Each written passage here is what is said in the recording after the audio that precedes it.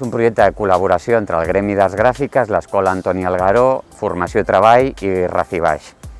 De tal manera que Racibaix lidera tota la part de formació, intermediació i orientació laboral al col·lectiu que forma part d'aquest projecte, que són unes 60 persones.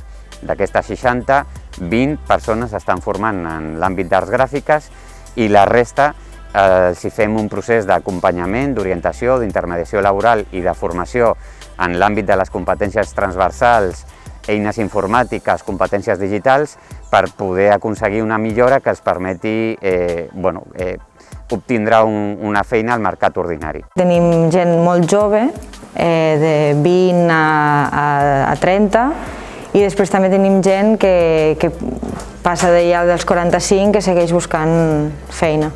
El que falta és gent que sàpiga fer funcionar la màquina, que al final serà el que et dona el resultat de la feina.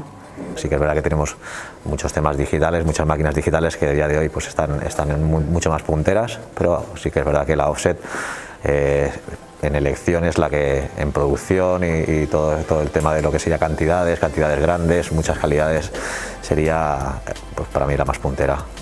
Tuve esta oportunidad de comenzar aquí, de incorporarme al mundo de las artes gráficas y bueno, sobre todo aprender un oficio para ser útil en esta comunidad que me ha tendido la mano desde que llegué aquí, ¿verdad? Y eso es algo muy importante. Lo de la pandemia estaba desempleada, tenía 1 año y medio desempleada y Racibaix me lo recomendó una amiga, que es formación y capacitación a desempleados, a gente que está en paro y así.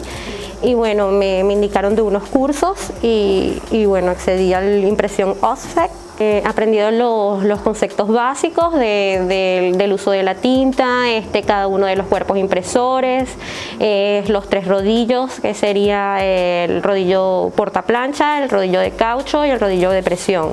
Yo estoy muy contento con este curso, tanto ellos como yo hemos formado un grupo muy bueno. Desde el primer momento la verdad que ha habido un interés muy fuerte, independientemente de que tengamos alumnos que tienen desde los 17 incluso hasta los 61 años, no he visto ningún tipo de variación de edad, pese a que haya mucha diferencia. Todos tienen muchas ganas, todos desde un momento han absorbido todos los conocimientos y la verdad que pese a que le hemos dado una masterclass bastante potente, lo han ido cogiendo y la verdad que está funcionando muy bien.